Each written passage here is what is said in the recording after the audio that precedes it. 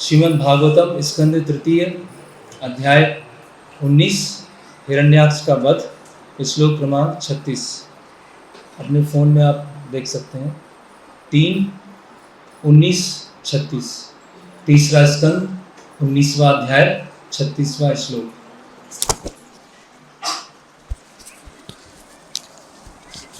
Phone निकाल के जल्दी से हिंदी।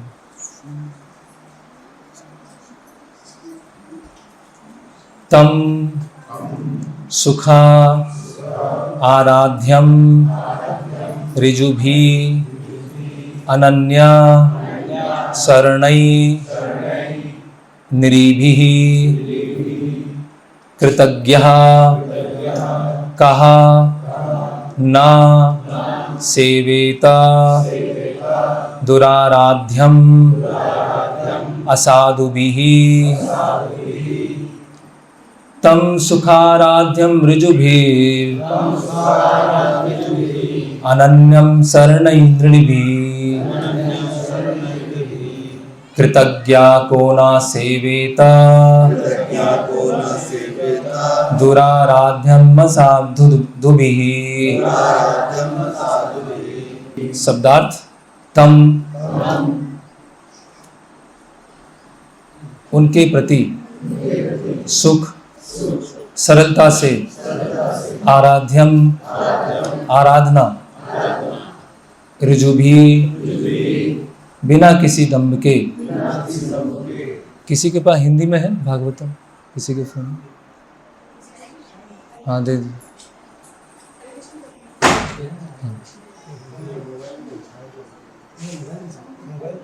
हाँ, ऋजुभी सरल लोगों के द्वारा, अनन्या अन्य कोई नहीं, शरणै शरणागत, निर्भी मनुष्यों के द्वारा, कृतज्ञ उपकार मानने वाला, कहा क्या, ना नहीं, सेवेता सेवा करनी चाहिए, दुराराध्या पूजा कर पाना दुष्कर, असाधु भी अभक्तों द्वारा। अनुवाद एवं तात्पर्य कृष्ण कृपा मूर्ति अभय चरणारविंद भक्ति वेदांत स्वामी श्रील प्रभुपाद जी के द्वारा। ऐसा कौन कृतज्ञ जीव होगा जो श्री भगवान जैसे परम स्वामी की प्रेमा भक्ति नहीं करना चाहेगा।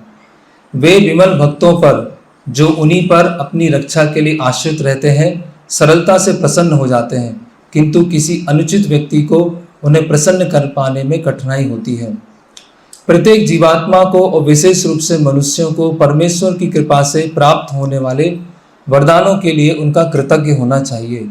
अतः कृतज्ञ एवं सरल हृदय वाले को कृष्ण भक्त होना चाहिए और कृष्ण भक्ति करना चाहिए।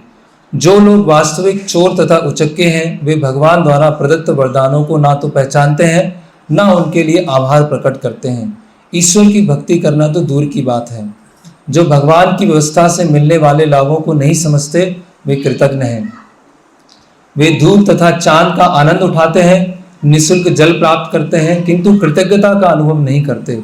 तो भी वे भगवान के इन उपहारों को भोगते रहते हैं, इसीलिए उन्हें चोर उचक्के कहा ही जाना चाहिए। ओम अज्ञानतिमिरन्धस्य ज्ञानाञ्जनशलाकया चक्षुरुन्मीलितं येन तस्मै श्री गुरुवे नमः। श्री चैतन्य मनोभीष्टं स्थापितं येन भूतले स्वयं रूप कदा मह्यं ददाति स्वापदान्तिकं। वन्देऽहं श्रीगुरो श्रीयुतपदकमलं श्रीगुरुन् वैष्णवांश्च। श्रीरूपं साग्रजातं सहगण रघुनाथान्वितं सजीवं साद्वैतं सावधूतं परिजनसहितं कृष्णचैतन्यदेवं श्री राधा कृष्ण पादान् सहगण ललिता श्री विशाखान्वितांश्च। नमः ओं विष्णुपादाय कृष्ण पृष्ठाय भूतले श्रीमते भक्ति वेदांत स्वामीति नामने। नमस्ते सारस्वते देवे गौरवाणी प्रचारणे निर्विशेष शून्यवादी पाश्चात्य देशे तारिणे। जय श्री कृष्ण चैतन्य प्रभु नित्यानंद श्री अद्वैत गदाधर श्रीवासादि गौर भक्त वृंद। हरे कृष्णा कृष्णा कृष्णा हरे हरे, हरे राम राम राम हरे हरे। हरे कृष्ण। तो यहाँ पर एक हम विशेष गुण के बारे में आज चर्चा करेंगे, जिसका नाम है कृतज्ञता। कृतज्ञता का अर्थ होता है आभार प्रकट करना, अपने आप को ऋणी समझना, जो भी हमको प्राप्त हुआ है उसका धन्यवाद देना, उसके प्रति ऋणी होना। तो यहाँ पर इस श्लोक में सुत गोस्वामी बता रहे हैं कि ऐसा कौन सा कृतज्ञ व्यक्ति होगा जो भगवान पूर्ण पुरुषोत्तम भगवान की सेवा नहीं करेगा। क्योंकि भगवान है जो हमें अलग अलग तरह से बहुत सारी वस्तुएं प्रदान कर रहे हैं।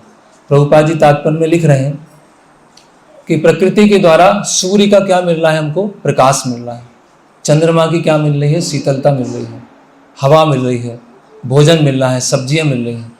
तो प्रकृति के द्वारा ये सब चीज़ें हमें भोज्य पदार्थ मिल रहे हैं।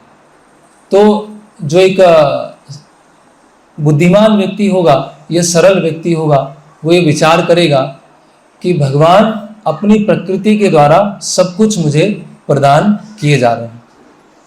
तो भगवान सब कुछ मुझे प्रदान किए जा रहे हैं, इसीलिए उनके प्रति एक आभार की भावना आएगी, एक कृतज्ञता की भावना आएगी कि भगवान ने मुझे इतना दिया है, अब मैं भगवान के लिए क्या कर सकता हूँ।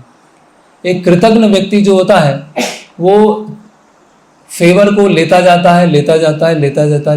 है, लेकिन उसके मन में ये विचार नहीं आता है कि मुझे भी बदले में कुछ करना है। जैसे प्रभुपाद जी यहाँ तात्पर्य में लिख रहे हैं कि जो चोर उचक्के जैसे लोग हैं वो भगवान से बहुत सारा जो फेवर को क्या बोलेंगे हिंदी में, बहुत सारी सुविधाएं, लाभ, बहुत सारा लाभ लेते जा रहे हैं, लेकिन भगवान के लिए आदान प्रदान में कुछ भी कार्य नहीं कर रहे। तो और बहुत सारे लोग नास्तिक हैं जो कि भगवान के अस्तित्व को स्वीकार नहीं करते हैं, है ना। अभी दरवाजे बंद कर दीजिए और जो भी भक्त आ रहे हैं वो जो भागवतम क्लास है टेम्पल हॉल में वहाँ बैठ जाए, क्योंकि बार बार फिर डिस्टर्ब होगा। अब इस कोई भक्त वहाँ पर दरवाजा बंद कर दे।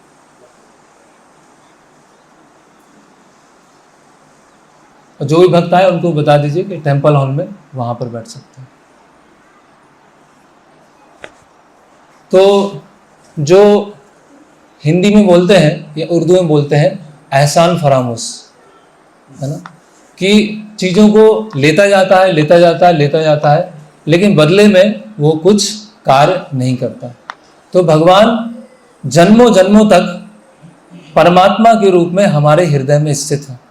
हम बहुत जन्मों से भगवान को नेग्लेक्ट किए जा रहे हैं, कई जन्मों से भगवान को हम देख भी नहीं रहे हैं, फिर भी भगवान ने हमारा साथ नहीं छोड़ा है और भगवान हमेशा हमारे साथ में परमात्मा के रूप में उपस्थित हैं। और भगवान हमेशा यही देख रहे हैं, उपद्रष्टा अनुमंता चा भरता भोक्ता महेश्वर। भगवान ये देख रहे हैं कि कब ये जीव है मेरी तरफ मुड़ेगा, और जैसे ही मेरी तरफ मुड़ने का प्रयास करेगा उसको मैं सारी सुविधाएं देना प्रदान कर दूंगा। ये भगवान का क्या चल रहा है, विचार चल रहा है। और भगवान अवतार ले रहे हैं, अपने भक्तों को भेज रहे हैं, श्रील प्रभुपाद जी को भेजा है। तो भगवान पूरी योजना बना रहे हैं कि किस तरह से ये जीव वापस आए। तो भगवान की तरफ से कोई कमी नहीं है। जैसे प्रभुपाद जी के पिता थे गौर मोहन डे, वो कहते थे कि भगवान अगर 10 हाथ से देना चाहे तो हम 2 हाथ से कितना ले पाएंगे, और भगवान अपने 10 हाथों से छीनना चाहे तो हमारे 2 हाथ कितने रोक पाएंगे, है ना। तो भगवान हमें अपनी तरफ वापस लाने के लिए सब कुछ देने के लिए तैयार है। जैसे वो जो श्लोक आता है ओम पूर्णमिदम, उसके तात्पर्य प्रभुपाद जी लिखते हैं कि ये जो भौतिक संरचना है और भगवान ने जो योजना बनाई है वो अपने आप में इतनी परिपूर्ण है कि व्यक्ति को आध्यात्मिक जगत लौटने के लिए सारी सुविधाएं प्रदान की गई हैं। तो भगवान की तरफ से किसी भी तरह की कोई कसर नहीं छूटी है हमें भगवत धाम ले जाने के लिए। लेकिन कमी जो हो सकती है वो हमारी तरफ से हो सकती है कि भगवान के जो उपहार हैं, भगवान जो हमें देना चाह रहे हैं, उसको हम पहचान नहीं पा रहे हैं, या पहचानने के बावजूद भी हमारे अंदर क्या है, कृतज्ञता की भावना है। जैसे कि हम वृत्तांत देखते हैं रामायण में, किष्किंधा कांड में ये वृत्तांत आता है कि जब भगवान राम बाली का वध कर देते हैं तो बाली का वध करने के बाद चतुर्मास लग जाता है, और चतुर्मास जब लग जाता है तो उससे पहले भगवान राम सुग्रीव को किष्किंधा का राजा बना देते हैं, अंगद को उत्तराधिकारी बना देते हैं और हनुमान जी किष्किंधा की रक्षा करते हैं। और सुग्रीव बोलते हैं कि भगवान आप क्या कीजिए, मेरे राज्य में रहिए, वन में मत रहिए, जंगल में मत रहिए। लेकिन भगवान बताते हैं कि क्योंकि मैंने वचन दिया है तो किसी भी नगरी में, किसी भी शहर में मैं वहाँ पर नहीं रहूँगा, मुझे जंगल में ही रहना है। तो भगवान किष्किंधा के जंगलों में रहते हैं और 4 महीने बीत जाते हैं। 4 महीने बीत गया, लेकिन सुग्रीव को ये स्मरण नहीं आ रहा है कि जिन्होंने ये राज्य दिलाया है, जिनकी वजह से आज मैं ये राजा बना हूँ, उनके लिए मुझे कुछ करना है ना। वो जो भगवान राम ने सुग्रीव की मित्रता स्वीकार किया, सुग्रीव को मित्र बनाया और मित्र बनाने के बाद बाली को मारा, तो सुग्रीव जो है अपने भोग विलास में इतना डूब गया कि भगवान को जो वचन दिया था कि मैं कार्य करूंगा, सीता माता की खोज करूंगा, वो पूरी तरह से वो भूल चुका है। तो वहाँ पर आता है कि भगवान राम हैं और लक्ष्मण जी हैं, दोनों साथ में बैठे हुए हैं और भगवान राम विचार कर रहे हैं कि ये सुग्रीव की स्थिति देखो, वो भोग विलास में इतना जा चुका है कि इसको स्मरण ही नहीं है कि मेरे लिए जो वचन है वो कार्य पूरा करना है। चतुर्मास पूरा हो गया है और चतुर्मास से पहले जो दूत हैं उनको सारी दिशाओं में भेजना था, जिससे कि सारे वानर किष्किंधा में इकट्ठा हो जाए। तो भगवान बोलते हैं लक्ष्मण जी से कि आप जाइए और सुग्रीव को बोलिए कि जिस रास्ते से बाली को भेजा गया है वो रास्ता अभी भी खुला हुआ है, ये आप बता के आइए। इस तरह से भगवान लक्ष्मण जी को बोलते हैं। तो लक्ष्मण जी जब भगवान राम की स्थिति देखते हैं कि भगवान राम इतने दुखी हैं, इतने परेशान हैं, सीता माता के वियोग से इतने व्याकुल हैं, तो लक्ष्मण जी को बहुत क्रोध आता है ना। और लक्ष्मण जी बोलते हैं कि वो रास्ता खुला ही नहीं है, उस रास्ते पर सुग्रीव को भेजा भी जा सकता है। तो भगवान राम बोलते हैं कि नहीं, उसको बस आप क्रोध दिखाइएगा और कुछ वहाँ पर युद्ध मत कीजिएगा, केवल बता दीजिएगा, तो सुग्रीव को क्या आ जाएगा, याद आ जाएगा। तो जो लक्ष्मण जी हैं वे किष्किंधा जाते हैं और अपने हाथ में धनुष बाण लिए हुए हैं, धनुष बाण लेकर किष्किंधा में प्रवेश करते हैं। और जब किष्किंधा में प्रवेश करते हैं तो लक्ष्मण जी का क्रोध देखकर सारे वानर क्या हो जाते हैं, एकदम डर जाते हैं। बोले ये क्या हो गया, क्या हमसे गलती हो गई है कि लक्ष्मण जी इतनी क्रोध करके आ रहे हैं। तो लक्ष्मण जी चलते जाते हैं। सारे वानर पहले तो क्या करते हैं, सोचते हैं कि लक्ष्मण जी को रोका जाए, लेकिन लक्ष्मण जी के जैसे क्रोध को देखते हैं तो सारे वानर डर के वहाँ से भाग जाते हैं। और भागते भागते क्या होता है, सुग्रीव तक ये समाचार पहुँचता है कि लक्ष्मण जी आए हैं, बहुत क्रोध में है, बहुत गुस्से में है। तो सुग्रीव तो क्या है, अपने भोग विलास में पूरे डूबे हुए हैं। उनको जो बताया जा रहा है उनकी आंखें ही नहीं खुल रही हैं, है ना, वो इतने नशे में हैं, उनकी आंखें नहीं खुल पा रही हैं। तो फिर लक्ष्मण जी धीरे धीरे पास में आते हैं, है ना।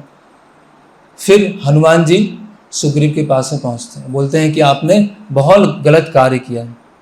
एक कृतज्ञ व्यक्ति जो होता है इस पृथ्वी पर बहुत बड़ा भार होता है। तो आपने जो भगवान राम ने आपके लिए किया उसको आप भूल गए, और भगवान राम को जो आपने वचन दिया था वो सब भूल गए, और आप भोग विलास में हैं। तो आप तुरंत उठिए और लक्ष्मण जी आ रहे हैं और लक्ष्मण जी से क्षमा मांगिए, है ना। तो लक्ष्मण जी वहाँ पर आते हैं और सुग्रीव तो पूरे डर चुके होते हैं कि अब क्या किया जाए। तो सुग्रीव क्या होते हैं, जो तारा है उनको आगे कर देते हैं, है ना, कि आप जाइए, आप समझाइए। तो तारा लक्ष्मण जी के सामने जाती हैं। तो लक्ष्मण जी क्या करते हैं, उनकी तरफ सीधे सामने नहीं देखते हैं, है ना, कि साइड में देखते हैं। और लक्ष्मण जी, तारा बोलती हैं कि जो भौतिक भोग विलास होता है उससे साधु लोग भी क्या हो जाते हैं, भ्रमित हो जाते हैं। तो इस वानर का क्या कहना। तो इस वानर को बहुत लंबे समय के बाद ये सुख सुविधाएं प्राप्त हुई थी।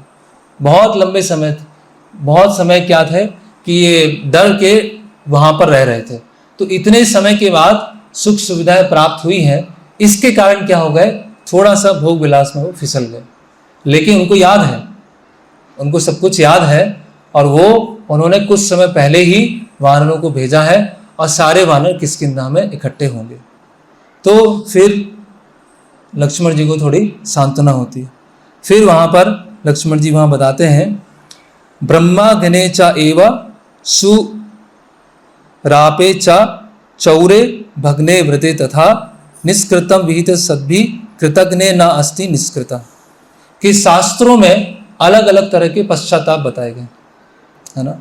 अगर किसी ने ब्राह्मण की हत्या की है तो उसका भी पश्चाताप है, अगर किसी ने नशा किया है, चोरी की है, तो भी उसका पश्चाताप है। लेकिन अनग्रेटफुल, कृतज्ञ व्यक्ति के लिए कोई पश्चाताप नहीं है। जो व्यक्ति भगवान के द्वारा दी हुई चीज़ें या भगवान के द्वारा दिए हुए उपहार का स्मरण नहीं करता है और स्मरण करने के बाद भगवान की सत्ता को नकार देता है, उससे बड़ा कृतज्ञ व्यक्ति और कोई नहीं है। तो सुग्रीव, तुम्हारी स्थिति कैसी है कि भगवान को तुम भूल गए हो, है ना। तो इस तरह से हम देखते हैं कि अभी हम भक्ति जीवन में देखते हैं कि ये कृतज्ञता की भावना होना कितना जरूरी है। हम बोलते हैं कि हम 4 साल पहले भक्ति में आए या 8 साल पहले भक्ति में आए, तो वास्तव में अगर हम गहराई से सोचेंगे तो हम भक्ति में आए नहीं हैं। हमें भक्त लोग भक्ति में लेके आए, हम भक्ति में नहीं आए। तो कभी कभी विचार आता, हाँ अपने आप भक्ति में आ गया। मंदिर गया था और बुक्स मिला, वहाँ पर आरती अटेंड किया, प्रभुपाद बुक्स पढ़ने लगा, फिर आश्रय हुआ, दीक्षा हुआ, बस अपने आप सब हो ही रहा है। बस नहीं, हमको भक्ति में लाया गया है, हम भक्ति में आए नहीं हैं। जैसे परम पूज्य भक्ति विकास महाराज कई बार अपने प्रवचन में बोलते हैं कि भक्तों की कृपा से 1975 में मुझे इस आंदोलन में शामिल किया गया। कितना इम्पोर्टेंट लाइन है कि इस आंदोलन में मुझे शामिल किया गया।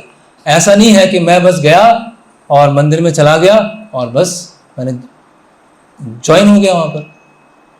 तो इस चीज़ को याद रखना हमेशा कि भगवान और भक्तों की कृपा से हम भक्ति में आए हैं और भगवान और भक्तों की कृपा से हम सेवा कर पा रहे हैं।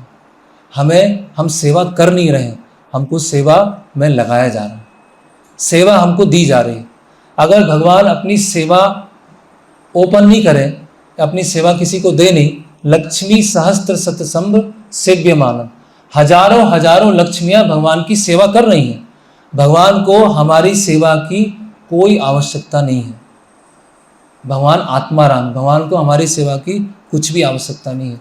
और जो भी हम सेवा कर रहे हैं वो सब एक तरह से भगवान के शुद्ध भक्तों के जो सेवा करते हैं उसके सामने वो सड़ी गली सेवा है।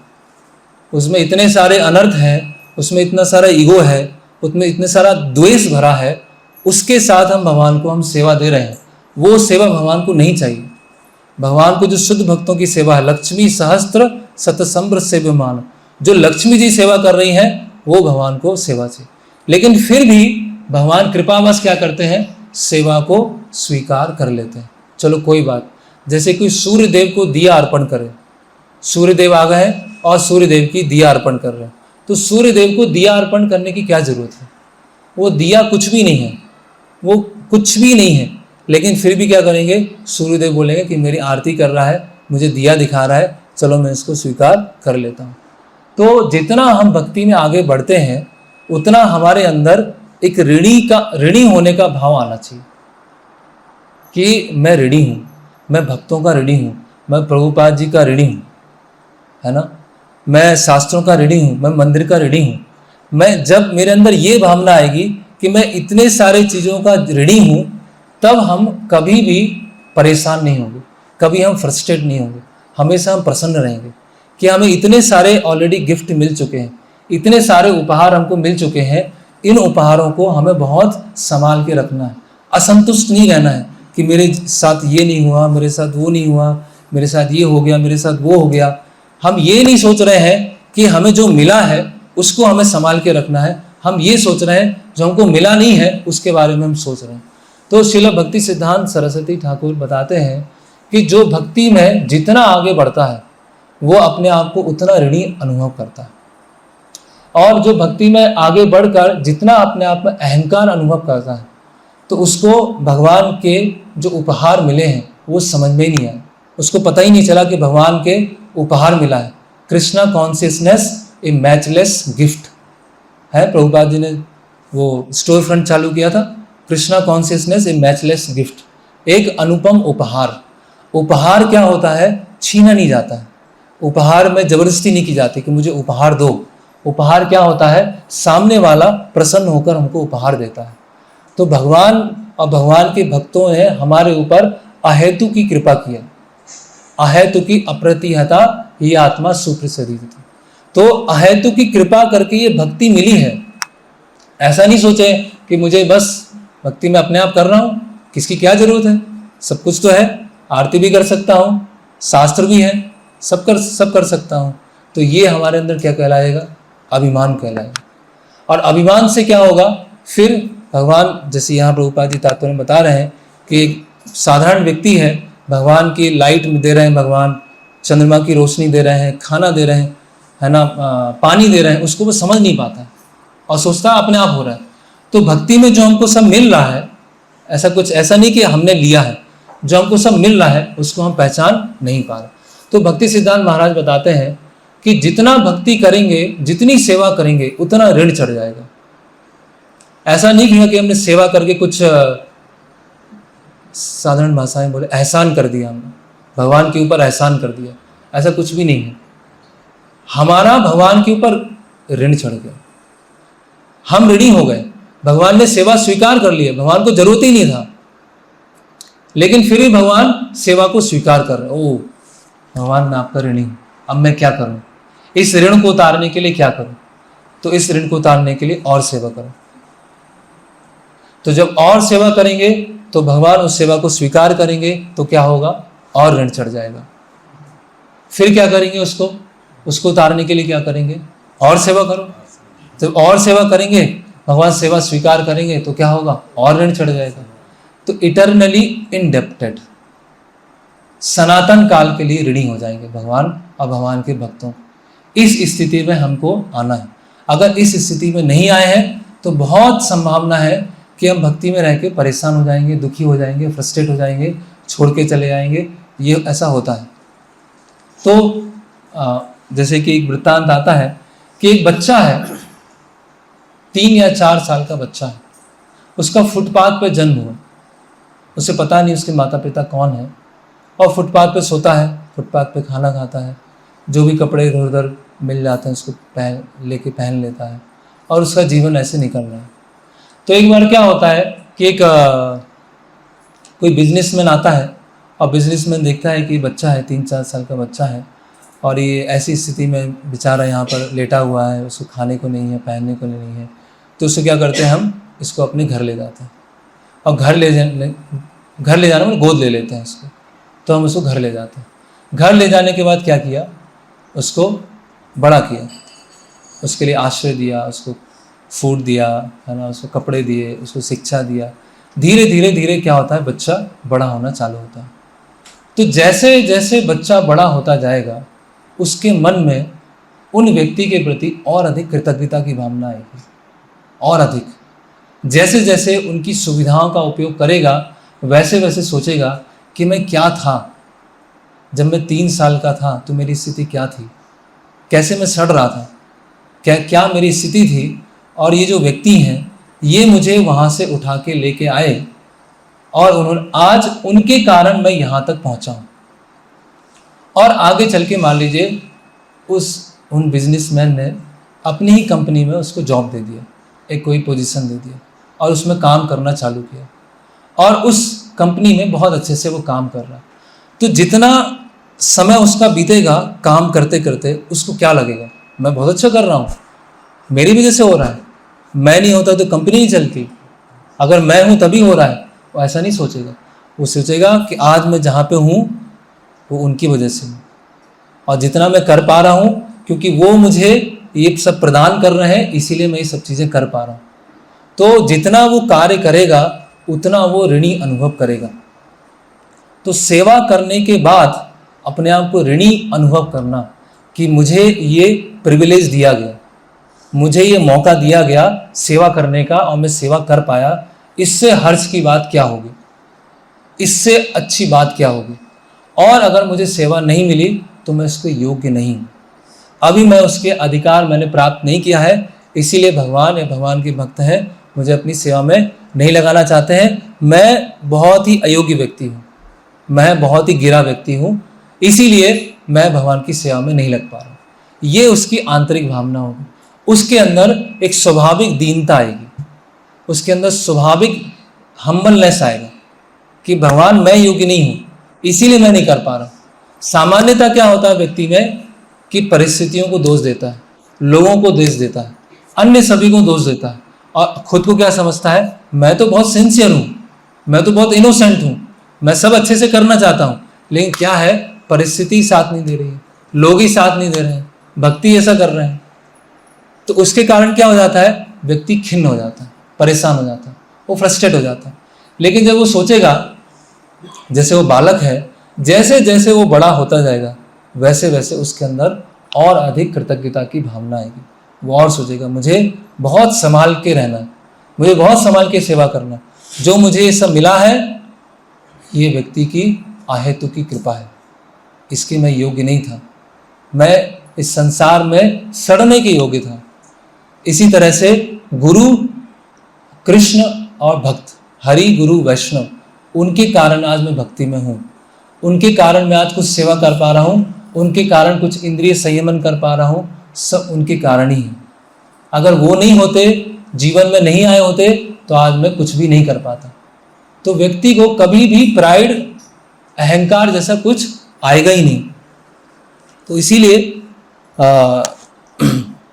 भगवान के अंदर भी ये गुण होता है। जैसे कृतज्ञता का एक दूसरा अर्थ है अनुग्रह, है ना, अनुग्रह या आभार, आभार व्यक्त करना। तो एक बार चैतन्य महाप्रभु मायापुर में होते हैं और कोला बेचर श्रीधर, तो कोला बेचर श्रीधर क्या करते थे, नारियल के पत्ते के दोने बनाते थे, है ना, और पूरे एक दिन का क्या करते थे, वो 1 रुपये कमाते थे। उसमें आधा जो होता था वो गंगा पूजा में दे देते थे, उसका 25% होता था वो वैष्णव की सेवा देते थे और 25 पैसे अपने पास में खुद रखते थे। तो एक और चैतन्य महाप्रभु क्या करते थे कि रोज कोला बेचर के श्रीधर के घर में आते थे और कोला बेचर श्रीधर को क्या करते थे, परेशान करते थे। उनके जो दोने हैं, पत्तल हैं, वो उठा के ऐसे फेंक देते थे, है ना, ऐसे तंग करते थे। तो एक बार क्या हुआ कि चैतन्य महाप्रभु जब निमाई से चैतन्य महाप्रभु बड़े हुए तो कोला बेचर श्रीधर के घर आते हैं और उनके जो पत्तल में रखा हुआ जो भोजन है वो ग्रहण करना चालू करते हैं। तो कोला बेचर श्रीधर क्या बोलते हैं कि महाप्रभु आप ये भोजन ग्रहण मत कीजिए, ये आपके लिए योग्य नहीं है, ये बहुत सूखे चावल हैं, ये आप क्यों ले रहे हैं, है ना, मेरे घर में कुछ वस्तु नहीं है, मैं बस इतना ही ले सकता हूँ, लेकिन आप मत लीजिए, है ना, आपके लिए तो अच्छे पकवान, अच्छा भोग होना चाहिए। तो कोला बेचर श्रीधर के मन में क्या है, ये नहीं सोच रहे अरे देखो मेरे घर में महाप्रभु आए, महाप्रभु मुझसे ले रहे हैं, अभी नदिया में बताऊंगा मैं, महाप्रभु रोज आते हैं मेरे घर पे चावल खा के जाते हैं। ऐसी भावना नहीं है कोला बेचर से, उनकी भावना क्या है, महाप्रभु आप हिम्मत लीजिए। सनातन गोस्वामी जब वाराणसी पहुंचते हैं तो तपन मिश्रा चंद्रशेखर आचार्य के घर के बाहर होते हैं और चैतन्य महाप्रभु बोलते हैं चंद्रशेखर आचार्य से, जब बाहर एक साधु खड़े हैं उनको आप लेके आओ। तो चंद्रशेखर आचार्य बाहर जाते हैं और बाहर जाके बोलते हैं अरे यहाँ तो कोई साधु है ही नहीं। तो चैतन्य महाप्रभु बोलते हैं नहीं, वहाँ देखो एक मुस्लिम दरवेश वो बैठे हुए हैं वहाँ पर, उनको लेके आओ।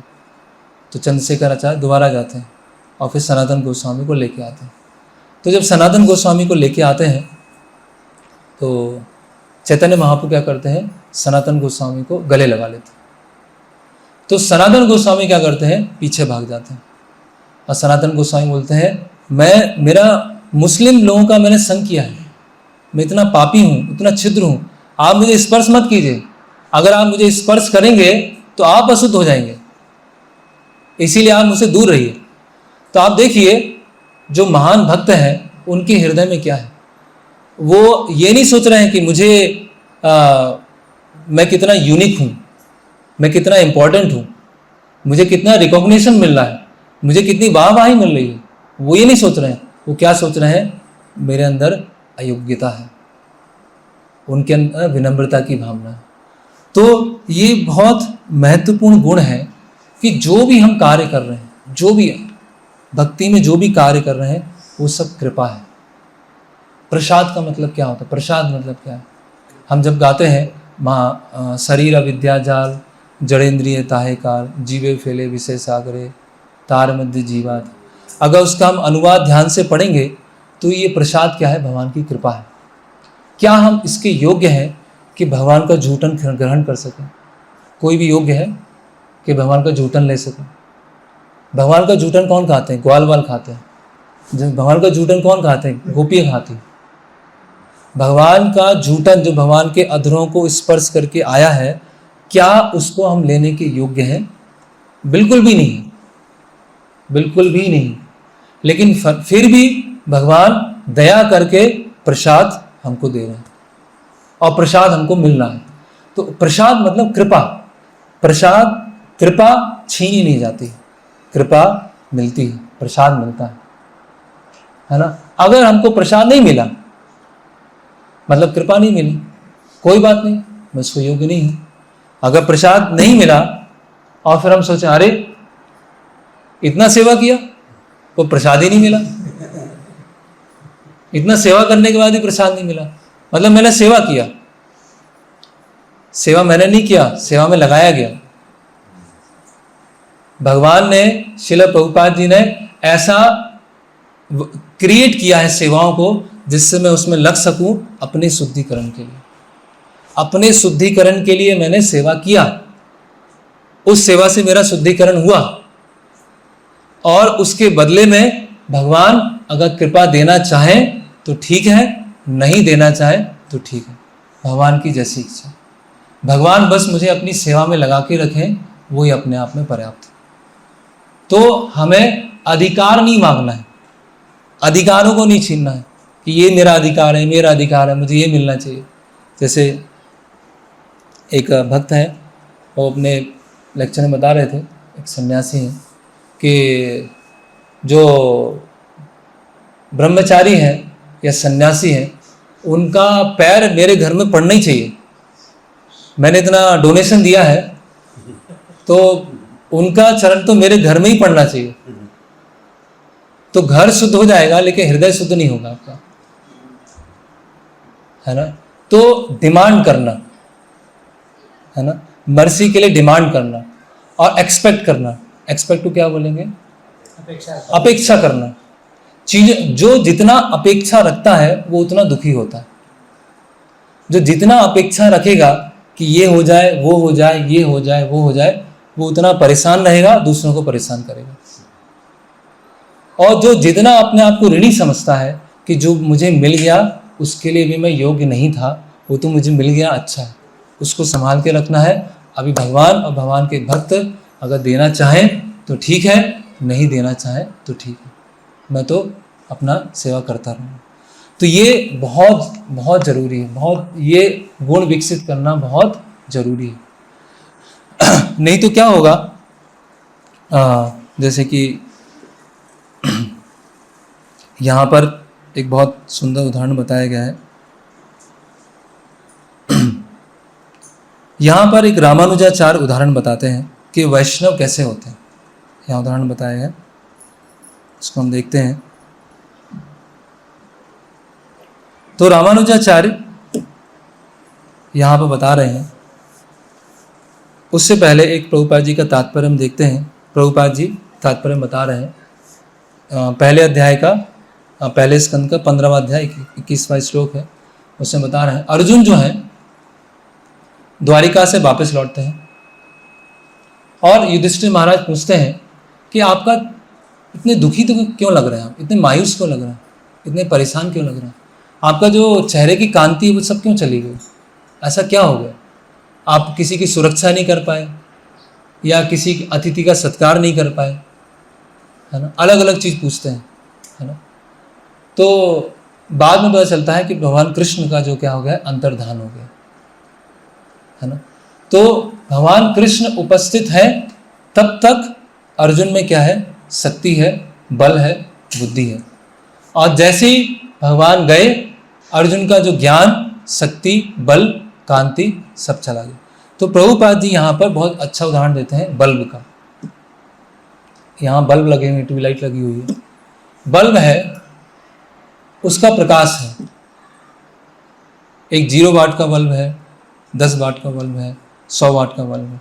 लेकिन सारे जितने भी वाट के बल्ब हैं यहाँ पर, उनकी शक्ति कहाँ से आ रही है? उनकी शक्ति आ रही है पावर हाउस से, क्योंकि बल्ब जो है पावर हाउस से कनेक्टेड है, इसीलिए उसमें क्या है, उसको शक्ति मिल पा रही है। जैसे ही पावर हाउस से सप्लाई कट हो जाएगी, वैसे क्या हो जाएगी, सप्लाई मिलना बंद हो जाएगी। तो हमारे अंदर जो भी क्षमता है, जो भी काबिलियत है, जो भी स्किल है, वो क्यों है? क्योंकि भगवान कुछ दे रहे हैं। जैसे ही भगवान ने कनेक्शन तोड़ा, वैसे ही बस सब खत्म हो जाए। तो यहाँ प्रभुपाद लिखते हैं कि अर्जुन उसके बाद क्या करते हैं, भगवत गीता का स्मरण करते हैं। और भगवत गीता का स्मरण करने के बाद अर्जुन में क्या होता है, धीरे धीरे धीरे धीरे क्या होता है, फिर से वो आध्यात्मिक बल, शक्ति और कांति वापस आना चालू होता है। तो कहने का मतलब क्या है, अभी ये बल्ब है, तो 100 वाट का बल्ब है और एक 0 वाट का बल्ब है। तो 100 वाट के बल्ब को अहंकार आ गया कि देखो मैं तो 100 वाट का हूँ, कितना चमकता हूँ, और ये तो 0 वाट का है, रात में भी अच्छे से रोशनी नहीं देता है ना। उस ट्यूबलाइट को, बल्ब से अहंकार आ गया, देखो मैं कितना लाइट, एक ट्यूबलाइट से पूरे प्रकाश हो जाता है, बल्ब कितना लाइट दे पाता है।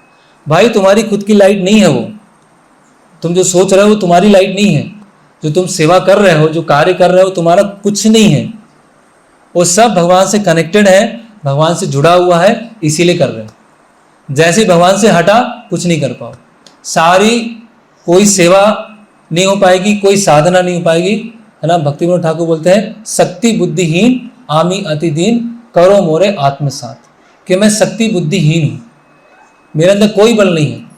बहुत सारे आचार्य अपने वैष्णव सॉन्ग में लिखते हैं, ना मैं तपस्या कर सकता हूँ, है ना इंद्रियों का बल है, ना मन का संयम है, मेरे अंदर कुछ भी नहीं है। भगवान अगर योग्यता विचारे किछु नहीं पाए, तुम्हार करुणा सार। अगर आप योग्यता मेरे अंदर कुछ देखेंगे तो कुछ नहीं मिलने वाला आपको, 0, आपको 0 मिलेगा बस। और 0 के माइनस बहुत सारे मिल जाएंगे, अनर्थ बहुत सारे मिल जाएंगे। तो योग्यता विचारे किछु नहीं पाए, आपकी तुम्हार करुणा सार, आपकी करुणा की वजह से ही जो है वो हो पाएगा।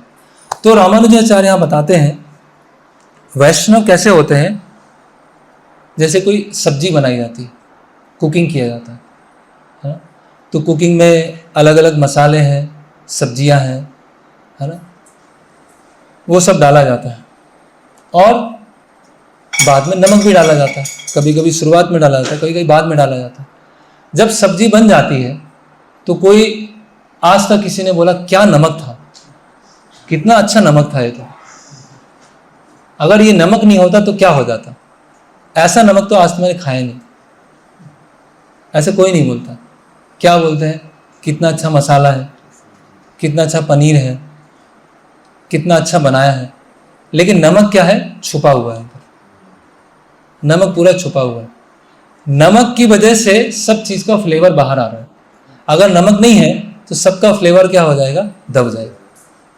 तो वैष्णव ऐसे होते, वैष्णव क्या है, सब कुछ करते हुए भी अपने आप को इस तरह से प्रस्तुत नहीं करते हैं कि ये मैं कर रहा हूं, मैं हूं इसीलिए कार्य हो रहा है, अगर मैं नहीं होता तो कुछ नहीं होता, मेरी वजह से तो हुआ है भाई, कुछ नहीं हुआ।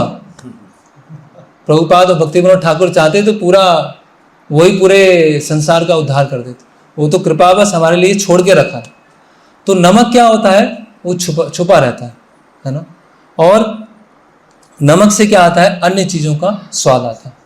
अगर नमक सोचे कि मुझे भी पूछा जाए, मैं भी दिखूं, तो थोड़ा सा बढ़ जाता है, थोड़ा सा बढ़ा देते हैं तो सबको टेस्ट आएगा। मान लीजिए थोड़ा सा नमक बढ़ा देते हैं सब्जी में, उससे क्या आएगा, सबको नमक भी दिखना चालू हो जाएगा। उससे क्या हो जाएगी, वो जो भोग है वो भी खराब हो जाएगा। फिर भगवान को ऑफर करने योग्य नहीं बचेगा और भक्तों को लेने योग्य नहीं बचेगा, क्योंकि अभी नमक नमक ही दिख रहा है उसमें। तो जैसे ही एक वैष्णव में हम्बल विनम्रता का गुण और कृतज्ञता का गुण नहीं है, उसमें क्या गुण है, मिथ्या अहंकार को संतुष्टि करने का गुण है, तो वो क्या होगा, दिखना चालू हो जाएगा। और जो पूरी सेवा है, वो जो पूरे वातावरण है, वो किससे युक्त हो जाएगी, मिथ्या अहंकार, रिकॉग्निशन, पूजा लाभ प्रतिष्ठा, उससे दूषित हो जाएगी। तो उससे दूषित चीज अगर हम भगवान को अर्पण करेंगे तो भगवान क्या सोचेंगे, यार उसको एक सेवा तो दी थी, उसमें भी अपने अनर्थ लेके आ गए, उसमें भी अपना रिकॉग्निशन लेके आ गए, उसमें भी अपना अहंकार लेके आ गए, और अहंकार से युक्त सेवा जो है मुझे अर्पण कर रहे हैं। जैसे हम देखते हैं जब भगवान का भोग हम लगाते हैं तो किचन से जब हम वेदी तक ले जा रहे हैं तो वो ढका होता है। ढका क्यों होता है, कि व्यक्ति ने आंखों से देखा और उसके अंदर भोग की भावना आ गई तो क्या हो गया, वो दूषित हो गया। या पशु पक्षियों ने देख लिया तो उससे क्या होगा, दूषित हो जाएगा। तो देखने से वो दूषित हो गया, हमारी भोग की वृत्ति से देखने से वो दूषित हो गया। और जब हम सेवा कर रहे हैं तो उसमें हमारा अहंकार आ रहा है, हमारा संतुष्टिकरण आ रहा है, एनवियसनेस आ रही है, और फिर एक सेवा आई। और फिर हमने कहा भगवान आपको अर्पण करो। भगवान बोलेंगे दूर ले जाओ उसको, या ये यथा माम प्रपद्यन्ते ताम स्वतः मजा, उतना ही मैं स्वीकार करूंगा, है ना। तो इस तरह से रामानुजाचार्य यहाँ पर बता रहे हैं। और दूसरा क्या है, एक और उपमा दे रहे हैं कि ये आयुर्वेद में क्या है, आयुर्वेद में एक प्रिंसिपल है कि अगर अग्नि अच्छी है तो सब कुछ पच जाएगा, और अग्नि मंद है तो क्या होगा, कितना भी खाएंगे वो पचेगा नहीं, वो शरीर को लगेगा नहीं, है ना। किसी की मान लीजिए मंद अग्नि है, और मंद अग्नि की वजह से वो खूब खा रहे हैं, दूध पी रहे हैं, सब कुछ ले रहे हैं, लेकिन वो क्या है, शरीर को नहीं लग रहा। तो अभी दूध में तो समस्या नहीं है, भोग में तो समस्या नहीं है, समस्या क्या है, अग्नि नहीं है। किसी की अग्नि बहुत तेज है, अग्नि तेज होने की वजह से क्या हुआ, वो जो भी खा रहे हैं सब कुछ पच जा रहा है, और पचने के बाद पोषण मिल रहा है, और शरीर क्या है, हष्ट पुष्ट। तो ये विनम्रता का गुण जो है, ये कृतज्ञता का गुण है, वो कैसा है, अग्नि के समान। जो हमारे अंदर जो भी हमारी स्किल्स हैं, जो हमारे अंदर कुछ खूबियां हैं, जो हम कुछ कार्य कर सकते हैं, जो भगवान ने हमें कुछ टैलेंट दिया है, वो सब डाइजेस्ट हो जाए, वो पच जाए, वो अपच होके हमारा तबीयत खराब ना कर दे, उसके लिए क्या चाहिए, कृतज्ञता चाहिए। उसके लिए कृतज्ञता चाहिए। नहीं तो हमारे जो खूबियां हैं, जिन खूबियों से हम भगवान की सेवा कर सकते हैं, वो ही हमारा नुकसान कर देंगे। और कई बार ऐसा होता भी है, किसी के अंदर बहुत टैलेंट होता है, बहुत अच्छी सेवा कर सकते हैं, बहुत बढ़िया तरह से सेवा कर सकते हैं, लेकिन समस्या क्या है, वो ये नहीं समझ पाते हैं कि ये जो टैलेंट है या जो खूबी मुझको मिली है, वो अगर मैं उसको भगवान की सेवा में लगा रहा हूँ तो भगवान कृपा बस उसको स्वीकार कर रहा है, भगवान को उसकी आवश्यकता नहीं है। तो ये विनम्रता की भावना हो, ये बहुत बहुत बहुत जरूरी है। तो श्रील प्रभुपाद जी एक तात्पर्य में, भगवत गीता के तात्पर्य में बताते हैं विनम्रता मतलब क्या होता है, किसको बोलते हैं विनम्रता। तो कोई बताना चाहेंगे कौन है विनम्रता, विनम्रता का अर्थ क्या है, कोई भक्त, किसको हम विनम्रता कहेंगे।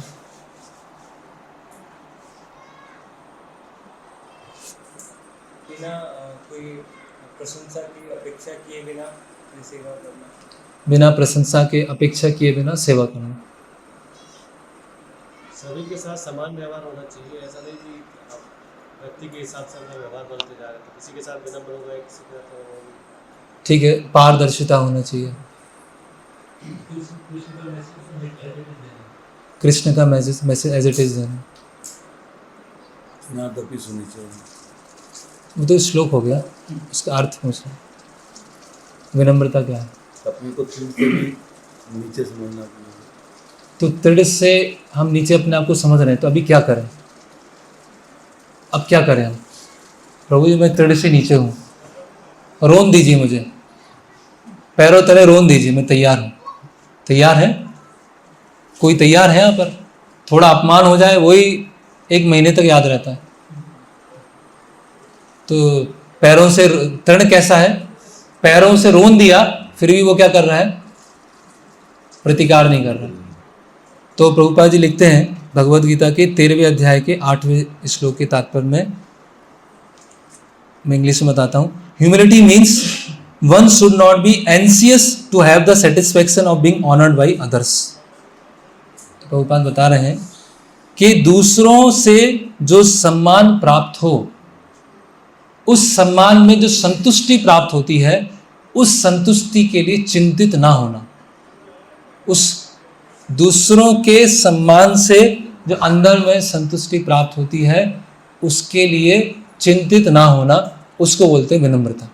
ये प्रभुपाद जी यहाँ पर तात्पर्य में बता रहे हैं। तो फिर यहाँ बताया जा रहा है विनम्र होने के लिए क्या करना पड़ेगा, क्या करें विनम्र होने के लिए? विनम्र होने के लिए सिंपल है, खुद अंतःकरण में विचार करें। बस ईमानदार बन जाएं और अंतःकरण में विचार करें कि मेरी स्थिति क्या है, कितने दुर्गुण हैं मेरे, कितनी कमियां हैं मेरे, कितना अहंकार है मेरे। हमारे जीवन सदा पापे रथ नाहिक पुण्य लेस। सदा है पर उद्वेग दियाची जेकत जियाची देवेश क्लेश। ये भक्ति विनोद ठाकुर दीनता प्रकट कर रहे हैं। तो अगर हम ईमानदारी बन रहे हैं, बस उसको शास्त्र को पढ़ने की भी जरूरत नहीं है उसमें कि दीनता लानी है, उसमें कोई शास्त्र नहीं करेंगे। हम खुद ही सोच लें, अपने आप को आईने के सामने खड़े हो जाए और सोचे कि मन में क्या भरा हुआ है, बुद्धि में क्या भरा हुआ है। मन में इतनी सारी गंदगी भरी हुई है, बुद्धि में इतना सारा भरा हुआ है, और मैं सोच रहा हूँ कि मैं बहुत उन्नत भक्त हूँ। बस ईमानदारी से है ना। तो वो जो श्लोक है पहले स्कंद का 5वें अध्याय का, तद्वाग विसर्गा जनताग विप्लवा यस्मिन् प्रति श्लोकम अबद्धवत्यपि नामानि अनंतस्य यशोंकतानि यत् श्रवणन्ति गायन्ति गृह्णन्ति साधवा। ये बहुत फेमस श्लोक है। इसमें बताया गया है कि जो श्रीमद् भागवतम है, अगर ये जो ग्रंथ है, अगर उसको सही, उसकी भाषा सही नहीं है, लेकिन फिर भी उसमें भगवान के नाम रूप गुण लीला का गुणगान किया गया, तो इसको श्रवणंती सुनेंगे, गायंती कीर्तन करेंगे, गृह्णंती स्वीकार करेंगे, साधवा। अभी साधवा शब्द का जो ट्रांसलेशन किया है प्रभुपाद जी ने, घर जाके आप देख सकते हैं, उसमें प्रभुपाद लिख रहे हैं साधवा मतलब purified man who are thoroughly honest. जो पूरी तरह से ईमानदार लोग हैं वो उस भागवतम को स्वीकार कर पाएंगे। Purified man who are thoroughly honest. तो बस ऑनेस्टी चाहिए, उसमें कुछ बहुत बड़े उपनिषद नहीं पढ़ना हो गया, भागवतम के श्लोक याद नहीं करने पड़ेंगे। विनम्रता के लिए कांच के सामने खड़े हो जाए और अपने आप को देखें कि मेरे अंदर क्या क्या चीज़ है, वो सब समझ में आ जाएगा कि मैं कितना पानी में हूँ, कि क्या मेरी स्थिति। तो अपने आप ही वो गुण आएगा कि मुझे कृतज्ञ होने की आवश्यकता है। तो इसमें फिर हम आगे देखते हैं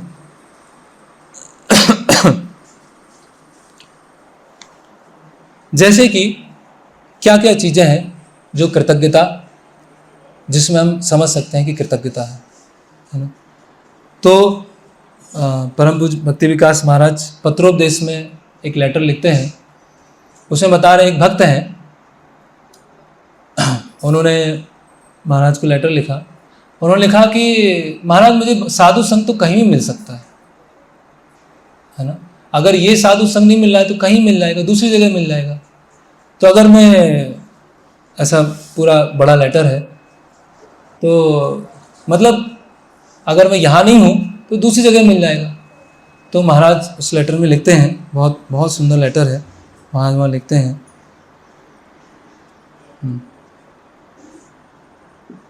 महाराज बता रहे हैं कि साधु संग को बहुत चीप नहीं समझना चाहिए। ये जो साधु संग है बहुत जन्मों जन्मों के बाद मिला है, बहुत जन्मों के बाद मिला है, और ये भगवान ने कांटेक्ट कराया है।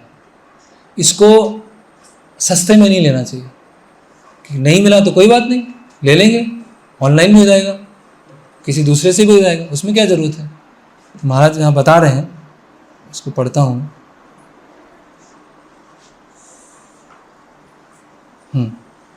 महाराज बता रहे हैं,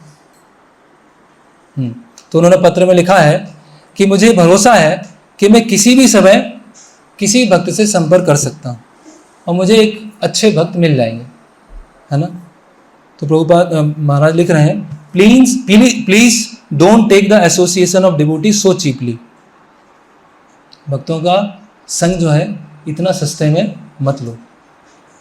association with devotees is a gift which is attain after many life times. भक्तों का संग जो है एक उपहार है, और उपहार कैसे मिला है, कई जन्मों के बाद मिला है ना। फिर बता रहे हैं, अगर हमको ये गिफ्ट मिल गया, उपहार मिल गया, अवसर मिल गया, और हमारा एटीट्यूड जो है वो सही नहीं है, मनोवृत्ति सही नहीं है, तो उपहार मिलने के बाद भी उसका पूरा लाभ हम नहीं उठा पाएंगे। साधु संग में भी रहेंगे, अगर एटीट्यूड सही नहीं है, उसको हम पहचान नहीं पाए, तो उसका हम लाभ नहीं उठा पाए। उसको बोलते हैं जानिया सुनिया विष खाइनु, जान बूझ के विष खा रहे हैं। पता है ये गलत है, पता है ये नहीं करना चाहिए, ये शास्त्रों में बताया गया है, फिर भी क्या है, मनोरथे नास्ति धावतो गई, जानिया सुनिया विष खाइनु। नरोत्तम दास ठाकुर कई बार अपने सॉन्ग्स में सब बोलते हैं। तो फिर उसी अगले लेटर में प्रभु लिख रहे हैं महाराज,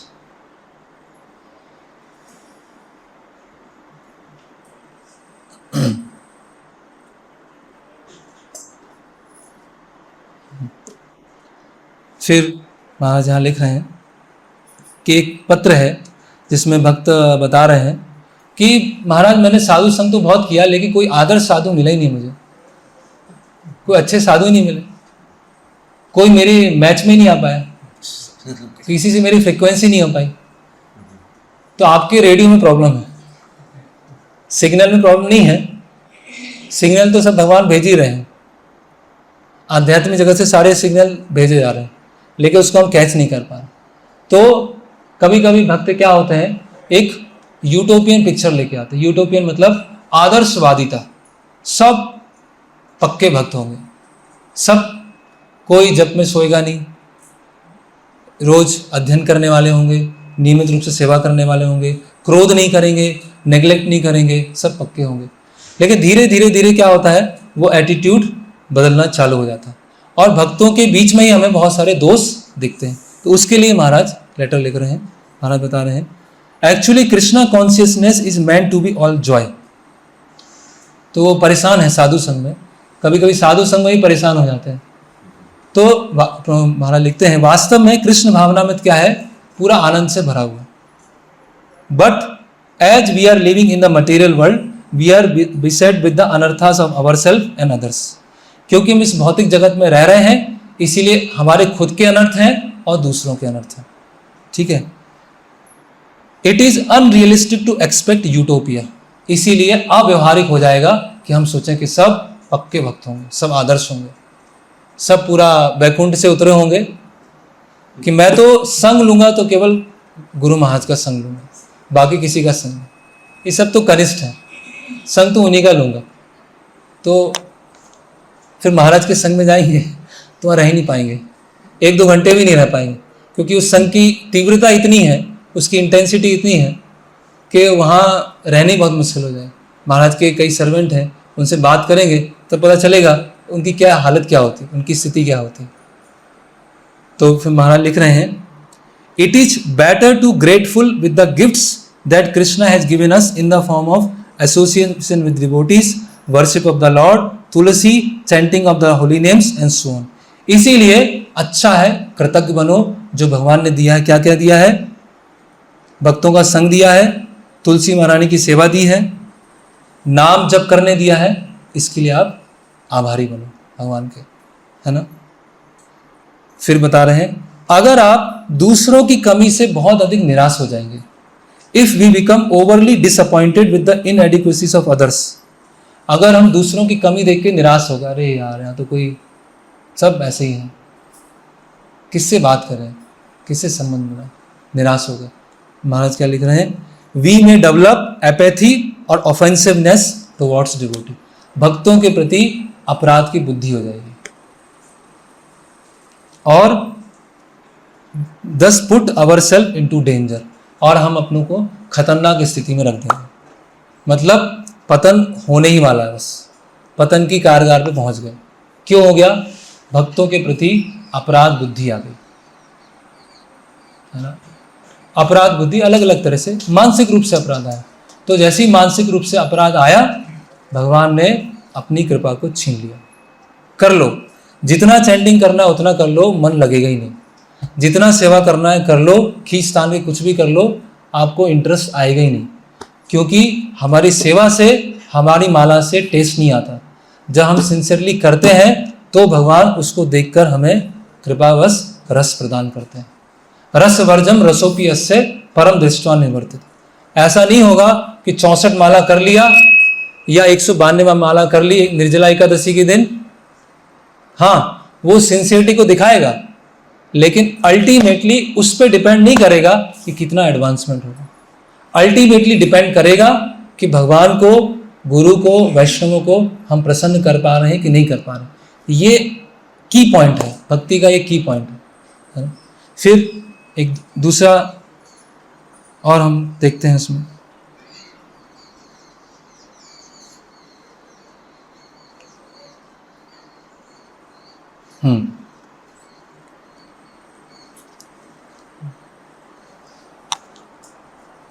फिर यहाँ पर महाराज लिख रहे हैं कि अलग अलग लोगों का अलग अलग स्तर होता है। भक्त हैं, अलग अलग भक्तों का अलग अलग स्तर, ठीक है। कुछ भक्त होते हैं पूर्व जीवन से भक्ति लेके आ रहे हैं, तो भक्ति में तुरंत एडवांस हो जाते हैं। तो हमें निराश होने की जरूरत नहीं है अगर कोई व्यक्ति हमसे, कोई भक्त हमसे अच्छी सेवा कर रहा है ना। Rather we should be most grateful that despite our disqualification guru and gaurang are giving us a chance to be purified। कितना इंपॉर्टेंट लाइन महाराज बता रहे हैं कि हमारी अयोग्यता होने के बावजूद भी जो गुरु और गौरांग हैं वो हमको सेवा दे रहे हैं, इसके लिए कृतज्ञ होना। जो व्यक्ति कृतज्ञ है वो हमेशा खुश रहेगा, हमेशा प्रसन्न रहेगा, वो हमेशा सोचेगा यार मैं तो भगवान का नाम लेने योग्य नहीं हूँ, है ना। गोलोकेरा प्रेम धन हरिनाम संकीर्तन, गोलोक का जो प्रेम धन है वो हरिनाम संकीर्तन के रूप में आया है, और मैं वो नाम जब कर रहा हूँ, मैं इसका योग्य नहीं हूँ, लेकिन वो ले पा रहा हूँ। इससे और अच्छा क्या मिल सकता है जीवन में? नाम मिल गया, सेवा मिल गई, हो गया बस। थोड़ा मोड़ा जो इधर उधर कुछ चीज़ें हो रही छोड़ो, उसको जाने दो भाई, जो मिला है उसको अच्छे से करो। डीटीस, भगवान अपने डीटीस का फॉर्म लेके आए हैं। भगवान के हम इन जड़ आंखों से दर्शन नहीं कर सकते, उसके लिए क्या चाहिए? प्रेमांजना छुरित भक्ति विलोचनेन, प्रेम से अंजन वाले नेत्र चाहिए, तब भगवान के सच्चिदानंद विग्रह के दर्शन कर पाए।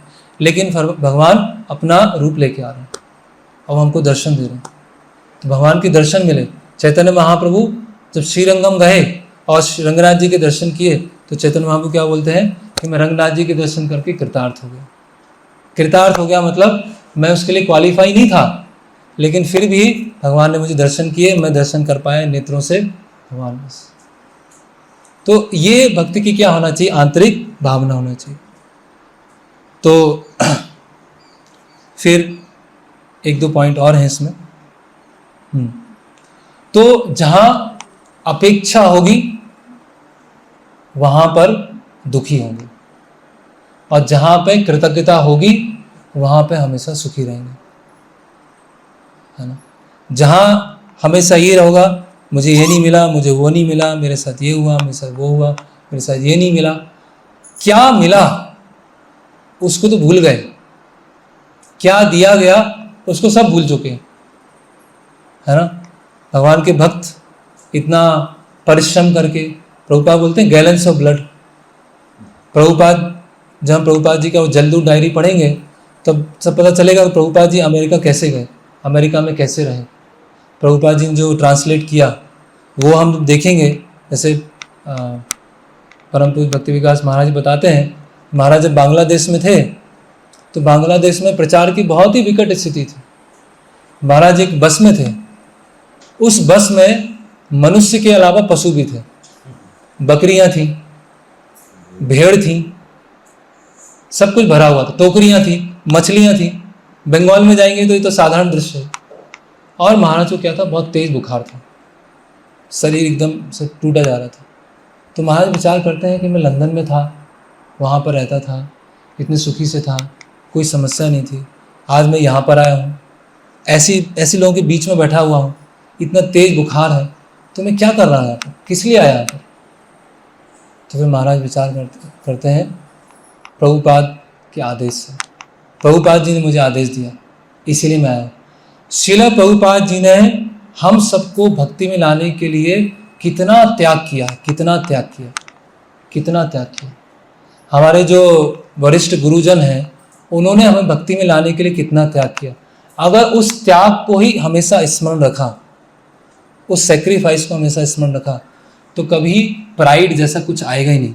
ये भक्ति में इधर उधर जाने की संभावना ही नहीं रहेगी और हमेशा क्या रहेंगे, सुखी रहेंगे। ब्रह्मभूत प्रसन्न आत्मा ना सोचती ना कांचती। और जहाँ अपेक्षा आएगी, जहाँ हम सोचेंगे मैं ये डिजर्व करता हूँ, डिजर्व को क्या बोलेंगे,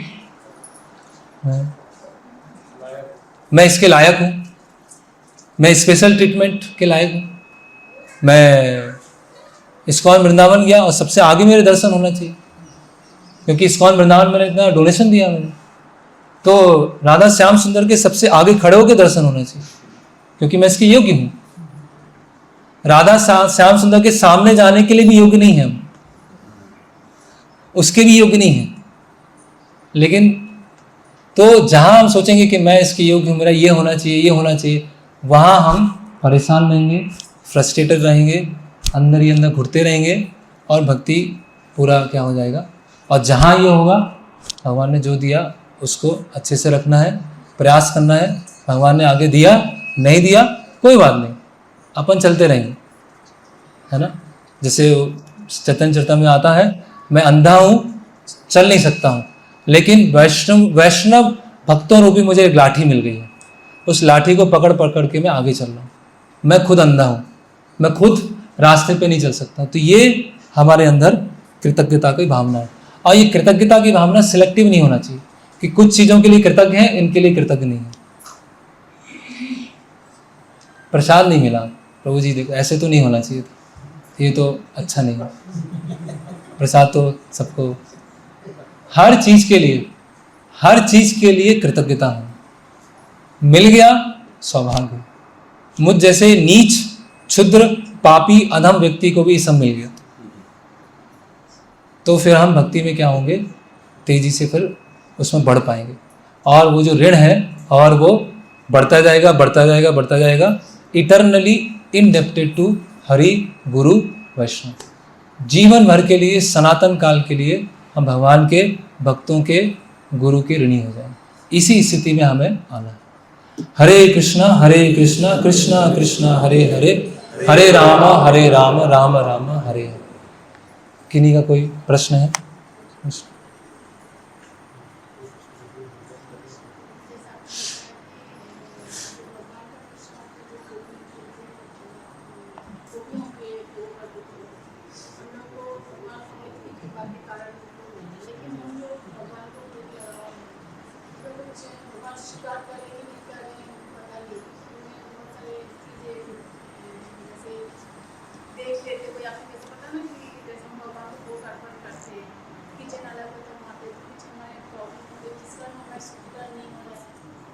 तो जितने अनुपात में उसमें सेवा भावना होगी, उतने अनुपात में शुद्धिकरण होगा। अभी हम देखते हैं जैसे श्रील प्रभुपाद प्रारंभ के समय कुकिंग करते थे, हिप्पियों को खिलाते थे, तो कैसे हिप्पी थे जो तीनों गुणों में इतना फंसे हुए हैं, उनका शुद्धिकरण होने लगा।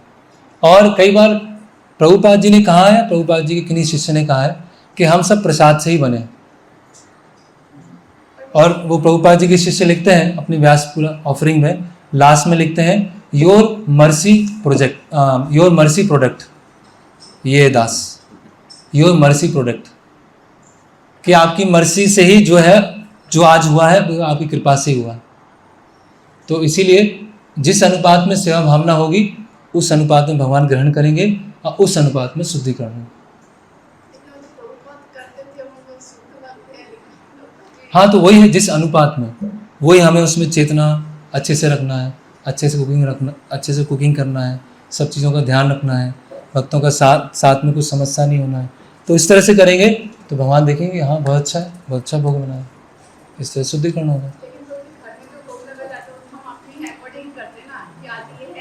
हाँ, तो वो उसी अनुसार शुद्धिकरण होगा।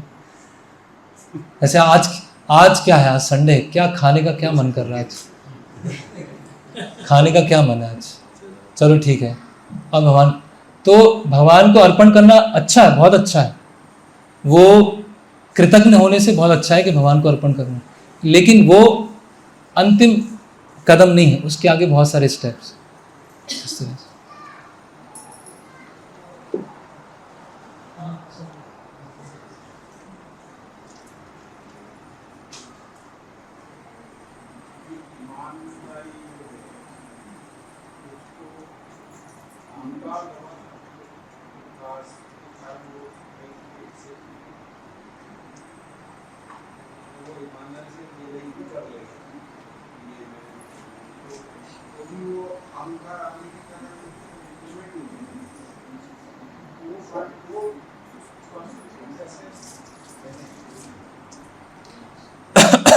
तो प्रश्न ये है कि ईमानदारी से हमने देख तो लिया अपने अंदर कि मेरे अंदर अनर्थ है, लेकिन वो अहंकार अकेले होंगे तो स्वीकार कर लेंगे, जैसे समूह में आएंगे तो स्वीकार करना मुश्किल हो जाएगा।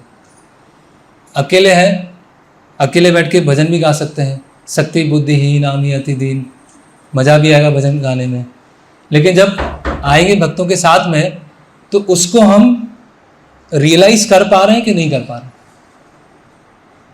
उसको साक्षात्कार कर पा रहे हैं कि नहीं कर पा रहे। तो प्रश्न ये है कि हमने ईमानदारी से समझ तो लिया कि ये समस्याएं हैं, लेकिन मिथ्या अहंकार उसको कवर कर रहा है, उसको बार बार ढक लेता है।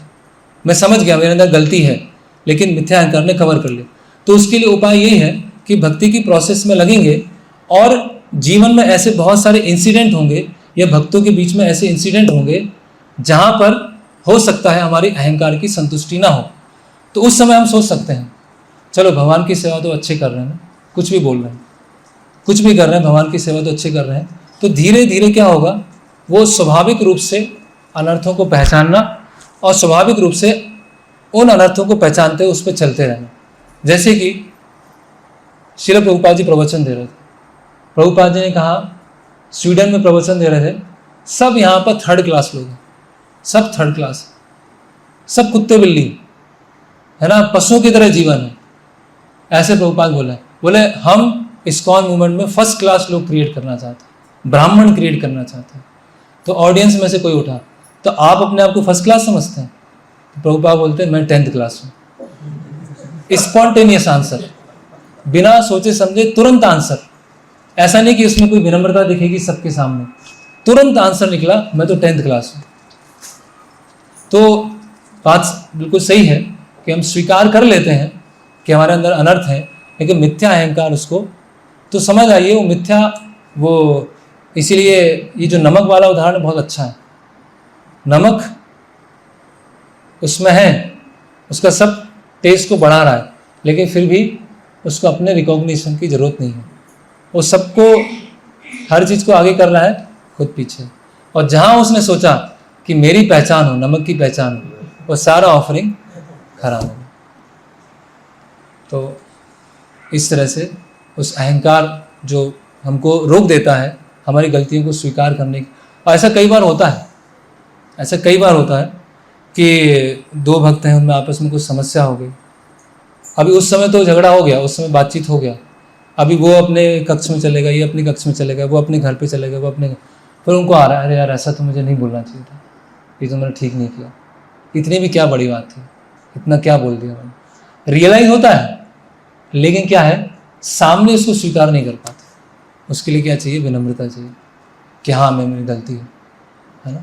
कई बार ऐसा होता है, जैसे मैंने प्रभु जी को देखा है, सव्यसाची प्रभु को, कि कुछ चीज़ लेट हो गया या कुछ ऐसे ऊपरी तौर से कुछ गलती हो गई, तो प्रभु जी सॉरी बोल देते हैं, सॉरी ऐसा हो गया। आज प्रभु जी को सॉरी बोलने की क्या ज़रूरत है?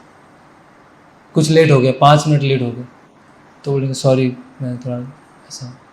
तो ये, और ऐसा नहीं कि क्योंकि शास्त्रों में लिखा है भक्तों को विनम्र होना चाहिए इसीलिए सॉरी बोलना चाहिए, क्योंकि शास्त्रों में लिखा है, ऐसा नहीं है। वो ऑटोमेटिकली हृदय से निकल रहा है, वो ऑटोमेटिकली सोच रहे हैं कि मेरी स्थिति बहुत तुच्छ है। तो ऐसे धीरे धीरे हमारा शुद्धिकरण ऐसा होगा।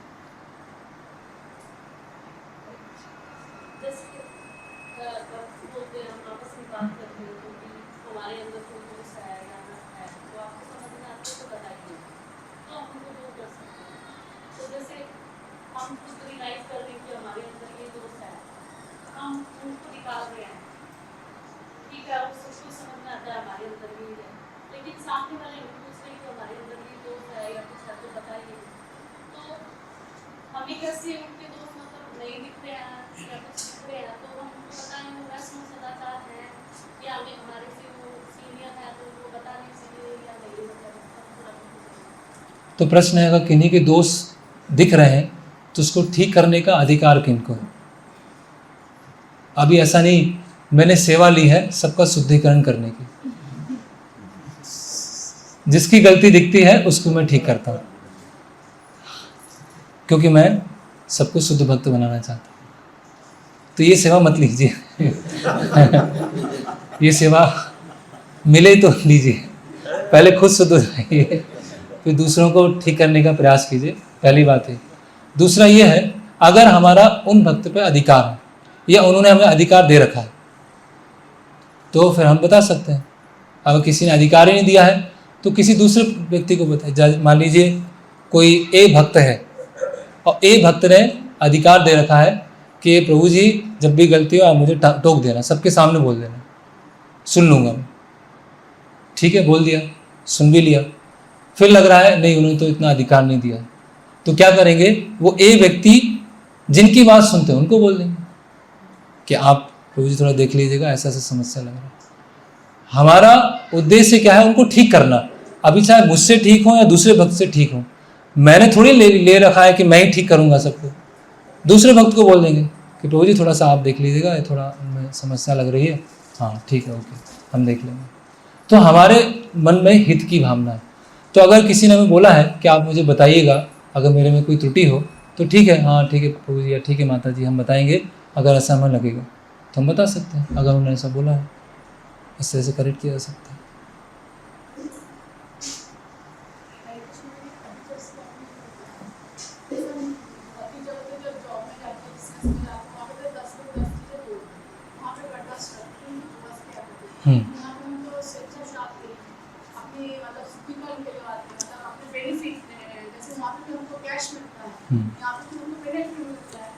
यहाँ भी वेतन मिलता है, वेतन यहाँ भी मिलता है, ज़्यादा नहीं, उसको भी कंपैरिजन ही है। हाँ हाँ,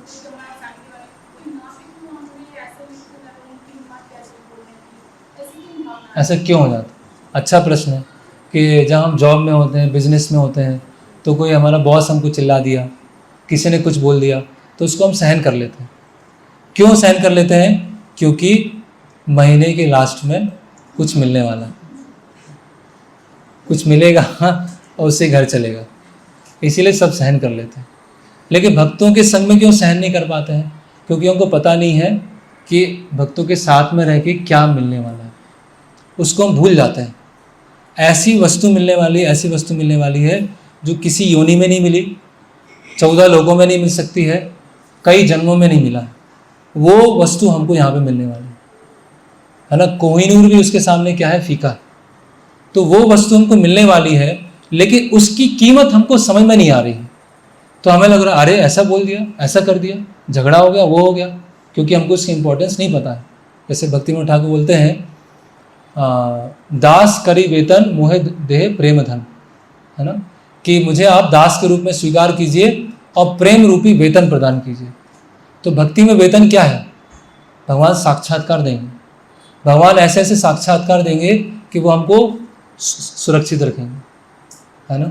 जैसे कल परम पूज्य रूप रघुनाथ स्वामी महाराज, उनका तिरोभाव हुआ, तो महाराज यहाँ पर एक बार आए थे मंदिर में, उन्होंने एक लाइन बोला था, रियलाइजेशन विल प्रोटेक्ट यू, साक्षात्कार आपको सुरक्षा प्रदान करके रखेंगे। तो जिसके जीवन में साक्षात्कार है, वो केवल बोल नहीं रहा है कि मैं कृष्ण का दास हूँ, मैं वैष्णवों का दास हूँ, उसको उसने हृदयंगम कर लिया है, पूरे अंदर बैठा लिया है कि मैं हरि गुरु वैष्णवों का दास हूँ, और उसके अनुसार वो चल रहा है। यही चीज़ उसको बचा लेगी, ये उसको बचा लेगी।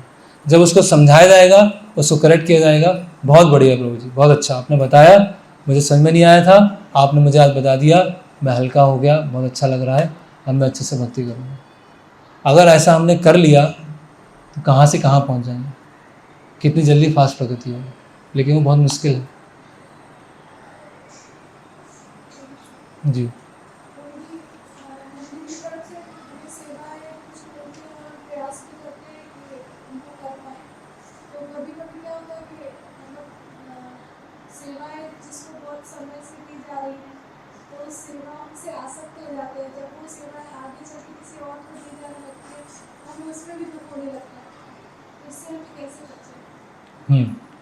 तो ये भी एक इम्पॉर्टेंट पॉइंट था, वो छूट गया। एक तो जब सेवा मिली है तो सेवा क्या है, बहुत बड़ा सौभाग्य मिला है ना, बहुत बड़ा सौभाग्य है जो हम सेवा कर रहे हैं। तो सेवा करते समय कृष्ण भावना भावे चर्चाएं होनी चाहिए। सेवा करते समय ऐसा नहीं होना चाहिए कल तो छोक अच्छा नहीं था, कल तो जूस अच्छा नहीं बना था, कल उसने ऐसा कर दिया था, पता है उसके घर में हाउस प्रोग्राम हुआ, बोली वो भी लेके नहीं आए, इतना तो करना चाहिए था। ये सब सेवाओं के बीच में बातचीत चलती है। सेवाओं के बीच में ये थोड़ी गोपियाँ ये बात कर रही हैं कि उनके घर में ये हुआ था, उनके घर में ये हुआ था। गोपियाँ क्या बात कर रही हैं? गोपियाँ सब बात कर रही हैं कि भगवान के लिए सबसे बेस्ट से बेस्ट ऑफरिंग कैसे बनाए, भगवान के गुण क्या है, भगवान का रूप क्या है, भगवान की लीलाएं क्या है, उसके ऊपर चर्चा चल रही। तो वो क्या है, बहुत अच्छी से सेवा हो रही। तो कभी ऐसा होता है, तो जो युवा हैं उनके बीच में मैंने सुना है, जैसे कई लोग सब बैठते हैं एक साथ में और सब मान लीजिए मटर खोल रहे हैं और इधर उधर की बातें चलती हैं, प्रभु जी बहुत दिन से फीस्ट नहीं बना, कब फीस्ट बनेगा, इस बार तो फीस्ट ऐसी बन गई, अच्छा कुछ बना ही नहीं, सेवा चल रही है और ये सब चर्चाएं हो रही। तो ऐसे हो सकता है माताओं के बीच में होती नहीं होती पता नहीं, अगर होती है तो ना हो, है ना, ये सब प्रचलित में ही आता है। फिर दूसरा जो प्रश्न है कि अगर किसी को वो सेवा मिली है और उसको आगे किसी को देना है तो हमें कष्ट होता है। तो बात सही है, सेवा से आसक्ति तो होना ही चाहिए। और सेवा से आसक्ति क्यों है?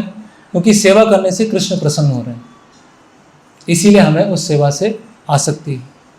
तो कोई बात नहीं, वो सेवा दूसरे भक्त करेंगे, वो भगवान को प्रसन्न करेंगे और उससे मैं खुश होऊंगा, मुझे दूसरी सेवा मिल जाएगी, है ना। मुझे दूसरी सेवाओं की कोई कमी नहीं है, मुझे दूसरी सेवा मिल जाएगी, मैं और कुछ करूँगा, है ना। तो अगर मुझे पहले रसोई बनाने में मुख्य रखा गया था और आज मुझे बोला गया कि जाओ भगवान के बर्तन धो, तो मैं दौड़ते दौड़ते भगवान के बर्तन धोने जाऊँगा, कोई दिक्कत नहीं, वहाँ वो कर लूँगा। मुझे मैनेजमेंट संभालने के लिए बोला गया था, बोले अभी आप मैनेजमेंट छोड़ो और कचरा उठाओ, कोई बात नहीं, कचरा उठा लेंगे। अल्टीमेटली क्या है, सेवा ही करना है ना। तो ये बात सही है, सेवा से आसक्ति होना चाहिए, लेकिन वो सेवा अगर किन्हीं अन्य को दी जा रही है और उसके बदले में दूसरी सेवा दी जा रही है तो दोनों मिलकर सेवा करेंगे। आप ये सेवा कीजिए, हम आपको सिखाएंगे कि ये ध्यान रखिएगा, अच्छे सेवा कीजिएगा, हम दूसरी सेवा करते हैं। तो उदार हृदय होना चाहिए। हृदय क्या होना चाहिए? बड़ा होना चाहिए। ऐसे संकीर्ण हृदय नहीं होना चाहिए, बस मेरा मेरा मेरा, जो मुझे मिल गया बस वही है, मेरी सेवा है। हृदय थोड़ा विशाल होना चाहिए, है ना। वो श्लोक आता है ना, अकामा सर्व कामो वा मोक्ष काम उदार धी तीव्र भक्ति योगे न यजेत पुरुष।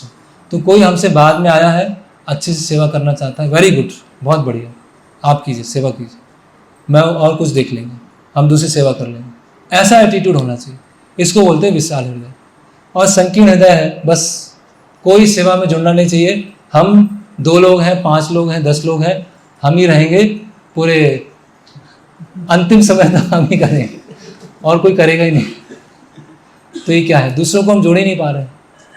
वहाँ पर हम देखते हैं कृष्णा बुक में कोई गोपियाँ हैं तो अन्य गोपी को बोलती है कि आप आगे जाइए, आप भगवान की सेवा कीजिए। जैसे वो बीबीटी का एक पिक्चर है, उसमें राधा रानी है, एक गोपी है, उनका हाथ पकड़े, बोले आप कृष्ण के पास आए, मैं पीछे रहूँगी, आप आगे जाइए, मैं पीछे में रह के सेवा करूँ। तो ये हमारी मनोवृत्ति होना चाहिए। तो सेवा से आसक्ति होना गलत नहीं है, लेकिन उसकी एक बड़ी पिक्चर लेके हमें समझना चाहिए बस। और फिर ऐसा भी नहीं है कि अभी हमें जिम्मेदारी दी गई, नहीं दूसरे कर लेंगे, मैं तो पीछे रहूँगा। तो ये भी नहीं होना चाहिए कि मैं तो सबको छोड़ देता हूँ, मैं पीछे रहूँगा, ऐसा भी नहीं है। जिम्मेदारी दी है तो शुरू से लेके लास्ट तक वो जिम्मेदारी करना है, प्रारंभ से लेके लास्ट तक। तो ये भी है।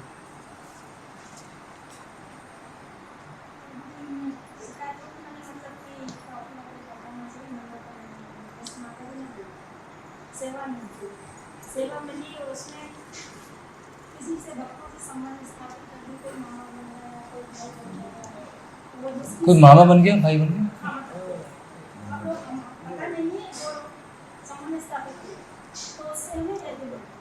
उनसे हमें हेल्प मिलती है। अब सेवा, जिसकी सेवा उसकी सेवा उसको पता नहीं है, उसकी सेवा उसके पास चली किन्हीं अन्य भक्त के पास चली गई। और फिर उस वक्त में मालूम सेवा, तो उस वक्त 2 दिन बाद में जैसे मान लीजिए संडे उसके दिन के लिए पुदीना धनिया दे चुका, वो 2 दिन बाद काट दो, मतलब कि उसको माना भी नहीं करना और उसको सेवा ले ली। सेवा क्या कर लिया, ले लिया, मतलब सेवा ले ली, उसको पता ही नहीं है उसकी, और वो अपनी सेवा के लिए आप वो मौजूद, ठीक है। है ना, उसने कहा कि सेवा में भी इसको ना कर सकते नहीं, और सेवा में जो चीज़ की आवश्यकता है किसी से सामान स्थापित की, उसको बोल दे रहा उसको ये सामान मत देना, आपको सेवा कर ही नहीं पाएगा।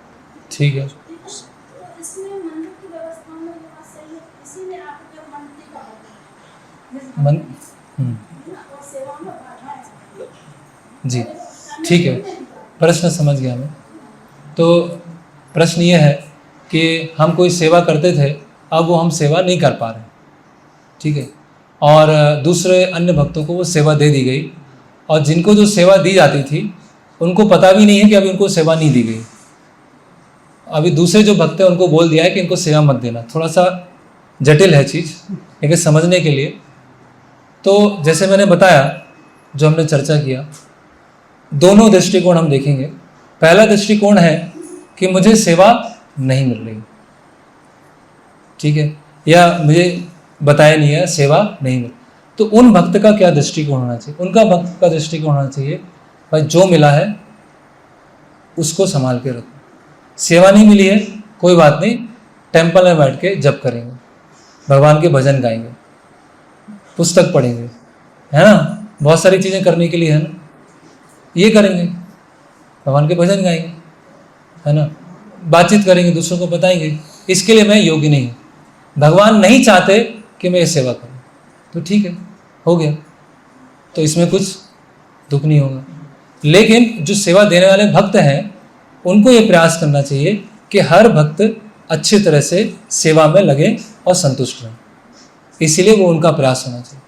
लेकिन कभी कभी मैनेजमेंट में अच्छे से नहीं हो पाता है, कुछ त्रुटियाँ रह जाती हैं, भूल जाते हैं, इसके वजह से वो जिन भक्त को जो सेवा मिलनी चाहिए थी वो नहीं मिल पाती है।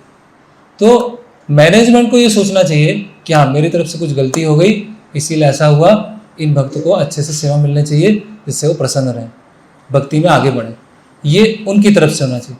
लेकिन जिनको सेवा नहीं मिली है उनको ये डिमांड नहीं होना चाहिए, अरे मेरे साथ ऐसा हो गया, मेरे से ये हो गया, ऐसा करना चाहिए था भाई। बहुत सारी है ना, जैसे एक भक्त पुणे में भक्त हैं, बता रहे थे कि जब मैं बूढ़ा हो जाऊंगा, कुछ करने के लिए नहीं होगा, तो चरणामत दिया करूंगा भक्तों को, अपना एक टेबल चेयर पर बैठ जाऊंगा, चरणामत रखा होगा, चरणामत बांटूंगा, कुछ करने के लिए योग्य नहीं बचा, अब यही करूंगा। बाकी लोग सब दौड़ भाग कर रहे हैं, सब कुछ कर रहे हैं, मैं नहीं कर पा रहा हूँ, मैं सक्षम नहीं हूँ, तो यही छोटी सेवा करूँगा, कोई बात नहीं। जो भी हमारे पास में है उसमें, उससे क्या होगी, फिर असंतुष्टि होगी। असंतुष्टि होगी तो जप में मन नहीं लगेगा, फिर भक्तों के संग में आने का मन नहीं करेगा, मंदिर आने तो धीरे धीरे धीरे धीरे धीरे क्या होने जाएगा, वो छोटी शुरुआत हुई थी और बात कहाँ पहुँच गई। इसीलिए हम क्या सोचे, ठीक है भगवान, आपने मुझे जितने समय सेवा में लगा के रखा उसके लिए मैं आपको बहुत बहुत आभार देता हूँ। हालांकि उतनी कम समय के लिए जो सेवा मिली उसके लिए भी मैं योग्य नहीं थी, फिर भी मुझे आपने दिया, तो अभी मुझे नहीं मिल रहा है तो कोई बात नहीं, हम कीर्तन सुनेंगे, भजन सुनेंगे, आरती अटेंड करेंगे, मंदिर आएंगे, बस होगी। इस तरह से हम शिकायत नहीं है, मतलब कि जैसे माता जी ने बताया कुछ भी होता है, उसके बाद जैसे उस भक्त को मान लीजिए की सेवा, तो उस भक्त को उस सेवा में ले है ना, लेकिन नहीं वो इस सेवा में और उनको पता नहीं। देखिए हमारा जो रोल है, हमारी जो भूमिका है वो हमें निभानी है, बस वहाँ पे क्या हो रहा है, जो हमें मिला है वो हम अच्छे से करें। मैं समझ गया, वो बात में समझ गया, हाँ जी जी, तो बस वो दोनों तरफ से हो। ठीक है, तो यहाँ पर हम विराम लेंगे। हरे कृष्णा कृष्णा कृष्णा हरे हरे, हरे राम राम राम हरे हरे। श्रील प्रभुपाद की जय, श्रीमद् भागवतम की जय।